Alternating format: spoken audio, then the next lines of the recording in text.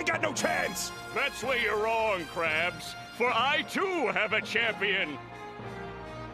Ladies and gentlemen, representing the Chum Bucket, a creature so fearsome, so terrible, so mind-bendingly large that those of you with weak constitutions may want to leave the stadium. I gotta get out of here! Too late! Ready or not, here he comes. Quake with fear, you mortal fools! Bow down before the awesome might of this huge guy who's carrying the real contestant, Patrick Star! Strong Pokemon, weak Pokemon. That is only the selfish perception of people. Truly skilled trainers should try to win with their favorites. Never have I ever seen a quote more badly misused by a game community than this quote right here, back in the year of 2014. Nearly 10 years ago, Pokemon history was made. At the VGC World Masters Division Championships, competitive pro Se Jun Park won the championship match using a Pachirisu. To put into perspective how huge of a deal this was, VGC World Masters was pretty much the pinnacle of the Pokemon competitive battling community, and the closest thing Pokemon really has to an EVO or League of Legends Finals championship in terms of game equivalents. Winning and becoming champion is a huge deal within the Pokemon community, requiring years of commitment, experience, and in-depth knowledge regarding in-game mechanics and the general metagame. And past champions have effectively utilized their victory and subsequent community fame to establish strong online presences and followings. In fact, being a VGC champion is such a big deal that past champions Aaron Zhang and Wolf Glick even go so far as to mention their championship titles within their formal work resumes, and it probably did legitimately help advance their respective careers, which is hilarious and I respect that immensely. So, to win VGC with a cutesy, non-battling mascot Pokemon like Pachirisu of all things is frankly unprecedented, and the resulting victory inspired a huge wave of fan art, with many Pokemon fans holding up Se Jun Park's accomplishment as the ultimate showcase of Karen's quote, proving that truly skilled trainers could win with their favorites, even at the highest possible levels of play. A real-life Ash and Pikachu success story, except that wasn't what happened. Why did you choose Pachirisu? 파치리스는 그 칼로스 도감에서 적은 수를 가진 그 날따름 Follow Me 사용자이기도 한데 그 제가 원래 메가게라도스를 So Pachirisu uses Follow Me. 메가게라도스를 쓰려고 했어요. 근데 그 뽀록나를 같이 쓰려고 했는데 사람들이 뽀록나에 대한 너무 대책이 너무 완벽히 돼 있어가지고 뽀록나를 포기하고 이제 파치리스를 썼는데 굉장히 결과가 좋았습니다. So he was going to Mega Gyarados, but everyone was ready for the skill. What's the name of the skill again? 그 이름이 뽀록나가 영어로 뭐죠? Among Us. Everyone was ready for Among Us, so he's not gonna use Mega Gyarados, and he gave up on it, and then he chose Pachirisu instead. The reality is, Park held no personal love or favoritism for Pachirisu when he decided to include it within his team. He selected it because he wanted an electric redirection support, which was bulky enough to be able to tank and disable certain key threats for the rest of his team. And among the list of available options within the limited dex pool, Pachirisu was the only possible candidate. It was chosen to serve a role in his team, no different from any of the other 5 members, and nothing more. In fact, among competitive players at the time, Gyarados was actually seen as the more unorthodox choice for his team. This means that Karen's quote doesn't apply here. Park didn't win using his favorite. He treated Pachirisu as just another cog in the machine. He also wasn't an underdog by any means. He was a pro with a long history of wins under his belt. In fact, if anything, his opponent, Judy, was the underdog newcomer on the block. Yet, despite Park outlining his logic in a public interview and the efforts of many competitive players' explanations, this mistaken belief continued to persist among the player base, even to this day. In fact, the very top comments under both the finals match and Park's own interview are Karen's quote, showing that many people straight up misunderstand what happened even when it's been explained directly to them. So what is happening here?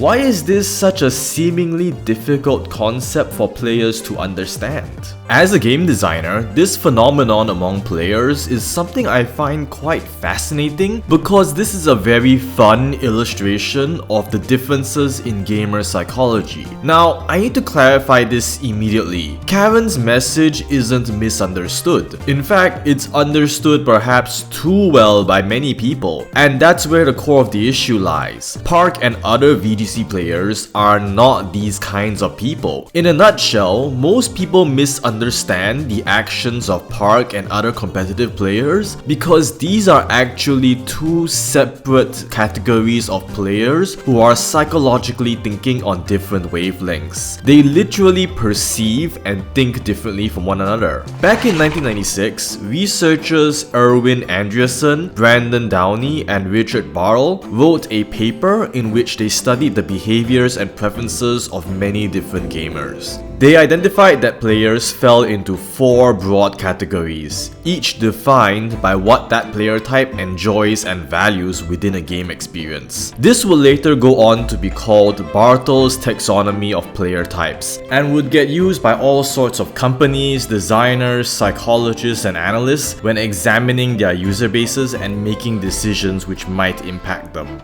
I myself was taught about Bartle's player types back in design school. That being said, we are going to throw it out. It's a great introduction to gamer psychology, sure, but it has some flaws, is awkward to understand, speaks a bit too broadly, and is quite rigid in categorizing people. It also doesn't accurately explain the wants of gamers in a specific enough fashion. In fact, it might potentially even be a bit outdated considering it's been over 25 years since its conception, and the landscape of gaming has changed ever so wildly since the late 90s. So, know who else might have known better?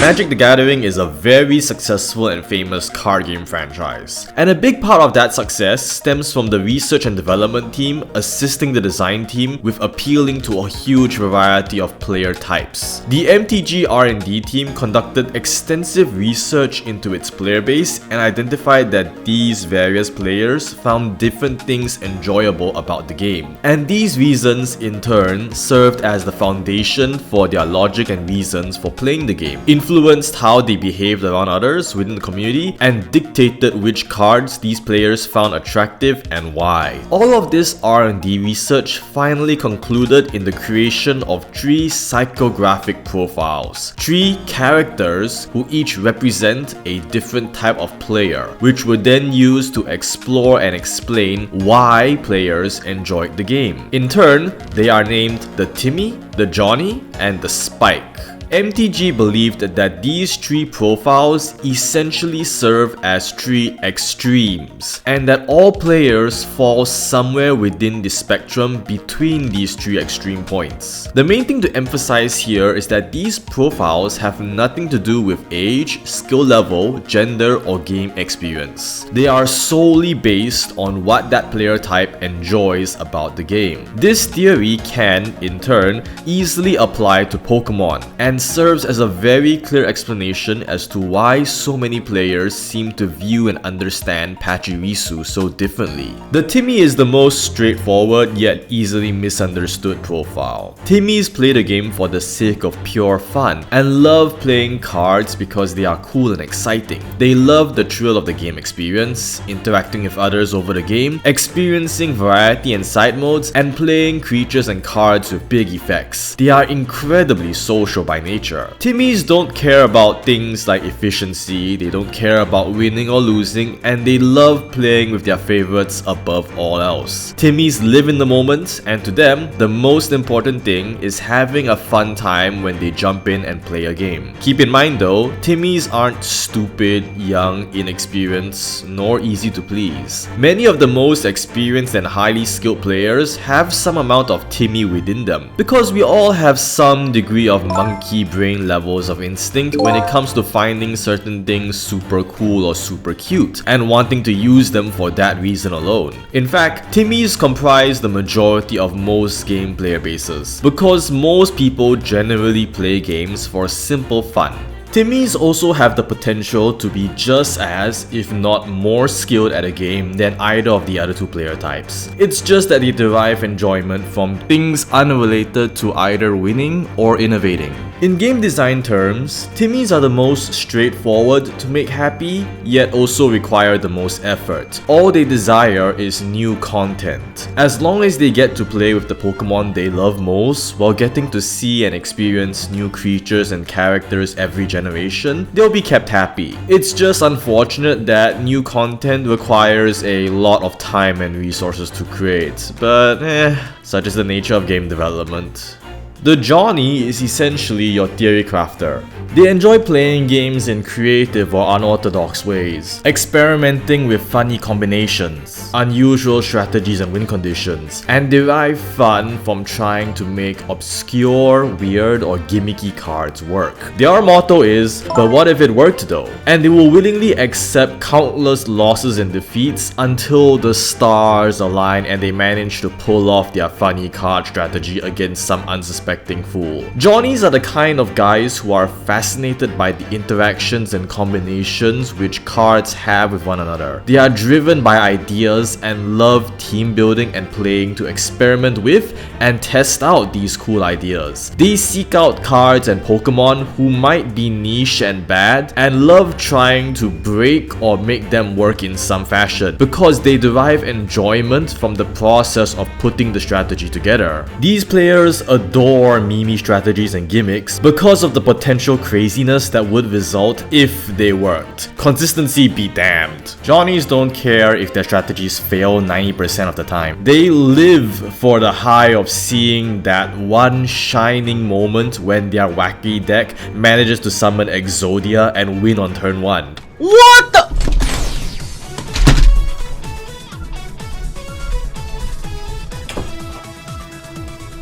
If you ever know a guy who has fun cooking up weird ideas like Power Trick Shuckle or Galarian Weezing paired with Regigigas, congrats, they are Johnny. Designing for Johnnies requires the most creativity and effort out of all of the 3 player types. These players thrive off creativity and wacky options, which means it is up to the game designers to create and design said wacky options. Initially, that's quite easy to do. Just add some new type combinations, moves, abilities, and the occasional new mechanic or playstyle, and you let them cook. But as time passes, the sheer number of potential combinations multiplies exponentially and will eventually reach a point where they are impossible to keep track of. At that stage, there is a real possibility that any new addition into the game can potentially result in some meta-breaking consequences which the developers neither predicted nor intended for, and might only be discovered after months or even years of experimentation from the player base. Designers will need to be cautious about how they define the limits of their own game, because Johnnies will find out exactly what those limits are and do everything in their power to break those limits for the sake of the funny. An example of that in Pokemon would be how a design decision in Black and White would later come to affect Ultra Sun and Ultra Moon. Zorua and Zoroark are designed with a new mechanic in Illusion, with the intention being to create fun trick moments for multiplayer and in the battle against N. However, in Ultra Sun and Moon, Zorua being catchable meant that you could use a Zoroark disguised as a Psychic weak Pokemon to get a free win on the otherwise very difficult Ultra Necrozma battle, because the AI will repeatedly keep trying to perform its powerful psychic moves despite them being ineffective. Lastly, Spikes are your stereotypical tournament-type players, whom desire victory and efficiency above all else. To Spikes, the fun of the game lies in the rush of competition, the mind games of outplaying their opponents, and the glory of victory. Some might love evaluating and assessing the viability of new cards and abilities. Some enjoy the process of min-maxing and fine-tuning effort values for perfect performance. Some enjoy keeping up with with the metagame, and some enjoy the simple process of just practicing and improving at the game. Regardless of how they do so, Spikes will try to find the best possible teams or decks within the format, and will prioritize playing in a fashion which secures them the most efficient, effective, and consistent victory possible, even if that might involve net decking or copying from another innovator's more creative efforts. However,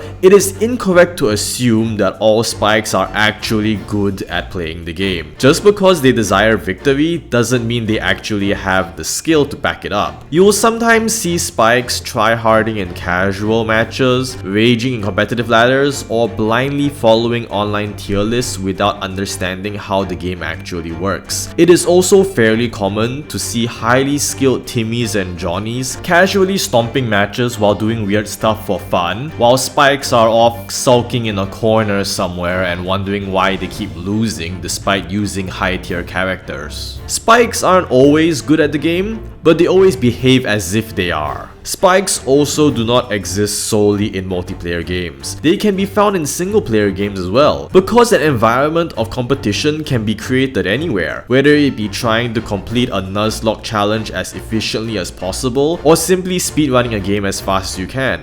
That being said, many of the best players of their respective game or challenge type do tend to be Spikes, because the nature of competition inherently rewards the painstaking effort and hours of practice and research which Spikes naturally enjoy spending time doing. Counterintuitively, Spikes are potentially the easiest to design a game for. The process of adding new content for Timmys and adding creative variety for Johnnies will generally inject enough spice to keep Spikes happy. To an extent, it doesn't matter what gets added into the game. Spikes will naturally determine the most efficient meta option possible based on the developer's rules, and won't be phased regardless of whether the options added are weak or strong. You just have to be careful not to get too crazy with additions and break the game's balance. But regardless of what is added, Spikes will find a way to play and excel. The most important thing for a Spike player is actually environment and recognition. Spikes need opportunities to compete with others, meaningful rewards for their efforts, and a way to derive a sense of glory from victory.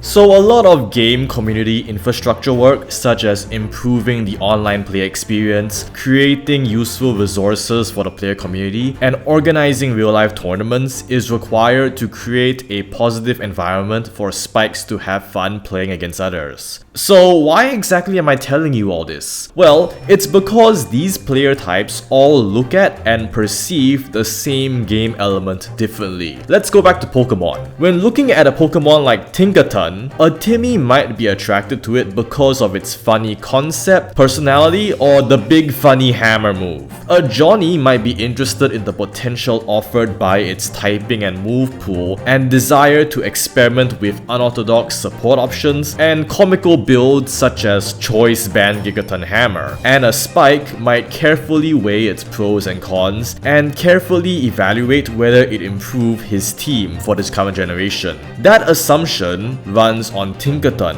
which actually has factors which appeal to all three player types. But what about Pokemon that doesn't? MTG used these three player profiles to structure their design process and develop cards which can entertain all three of the different types. And with over 1,000 designs out there, Pokemon likely did the same too, to an extent. Not every Pokemon is created with competitive viability in mind. Some are created with metagame practicality in mind, some are created with interesting abilities, gimmicks, and playstyles, and some are created simply to be flashy, cool, or just generally likable. Hence why it is possible for so many people to like so many Pokemon for so many different reasons. Like I mentioned before, these three player types are not categories, but rather the extreme points of a three-way spectrum. All players exhibit traits of these three player types to varying degrees. It is in fact very common to have players who express the traits of two or even all three player types. Timmy and Johnny hybrids might enjoy exploring creative strategies which can generate the most fun possible while also including their favorite Pokemon.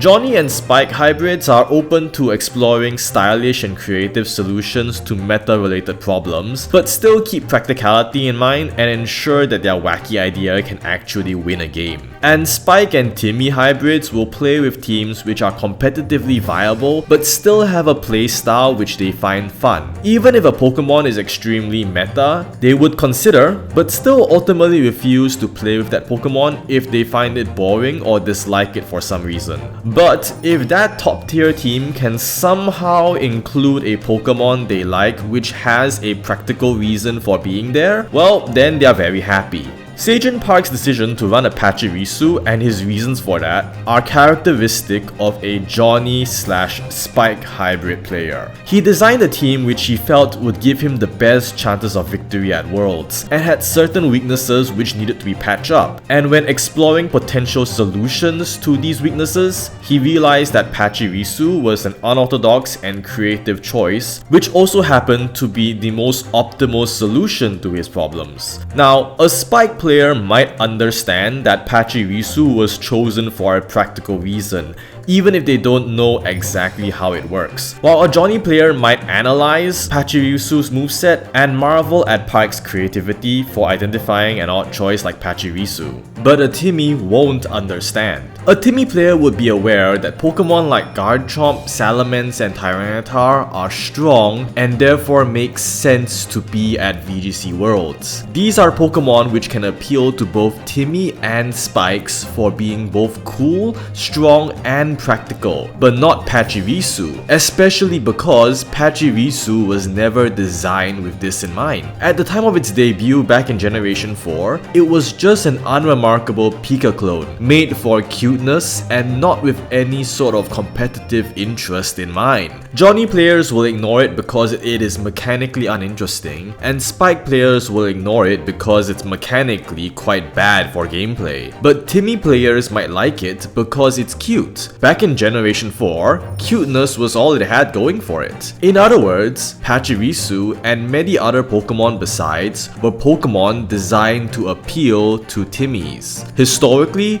Pokemon as a game series appeals to many Timmy and Johnny style players. With such a huge number of cool Pokemon designs, types, moves, and later abilities on offer, there was no shortage of content and game options for both of these player types to express themselves with and have fun. The bulk of the player base back during Generations 1 and 2 were Timmys and Johnnies, and that is why Karen's famous line resonates so strongly among these players. It is an encouragement to players to prioritize using their favorites over following any sort of non-existent metagame. In comparison, the roots of competitive play only started to develop after many years into the series' life, around the point of Generation 3, and even then, it still took some years for it to mature and eventually take off at around the point of Generation 4 or 5. Even Nuzlocking and other single-player challenges never started gaining popularity until Generation 5 or 6. Admittedly, much of this was due to technical limitations, as the online world, online play, and VGC tournaments weren't really a thing back during the early days of gaming.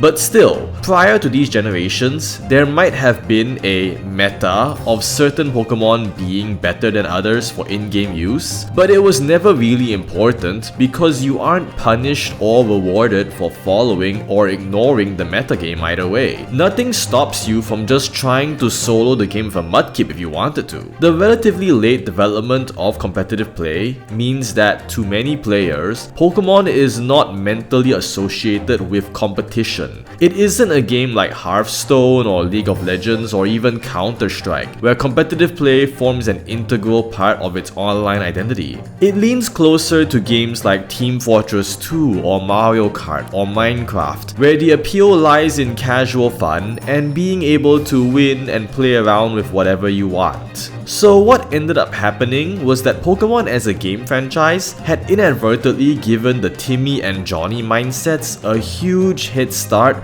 to take root within the fanbase's collective mindsets, with many early era Pokemon being designed for casual play and being balanced around a highly accessible single player campaign. Pachirisu's debut in Generation 4 was essentially releasing a Pokemon designed to appeal to Timmys to a player base already filled with Timmys and Johnnies. There were few spikes available to influence game design direction at the time, and that reflected in the Pokemon and gameplay design of that era accordingly. So, Pachirisu eventually came to be loved by Timmys for being a cute yet useless Pokemon, and nobody paid any mind to whatever moveset buffs it ended up receiving over the years, because the focus and appeal of Pachirisu was never about actual competitive play. So, when Se Jun Park won Worlds with Pachirisu, players everywhere were confused, because at that point in time, and arguably still today, the majority of the Pokemon player base are Timmys, and Pachirisu was a Pokemon which had zero proven track record of Johnny or Spike appeal. So, these player types were unable to recognize or comprehend Park's strategy and reasoning, and thus they default back to the words which resonate in the heart of every Timmy player out there. Strong Pokemon, weak Pokemon. That is only the selfish perception of people. Truly skilled trainers should try to win with their favorites, because to them, this quote encapsulates everything about what it means to use a weak Pokemon despite stronger options existing. And it was the only way they could have made sense at the time of an otherwise impossible to comprehend decision. It's just a shame that this is one case in which this doesn't quite apply, and resulted in VGC history's most iconic yet misunderstood World Champion to date. Well, I hope this has been an interesting video about player profiling. What type of player do you think you are though? A Timmy? A Johnny? A Spike? Or some hybrid between these three? What exactly do you find fun about a game like Pokemon? I encourage you to leave a comment below and share your thoughts with everybody else. And let's have a look and see what everyone is. It should make for a rather fun comment section, wouldn't you agree?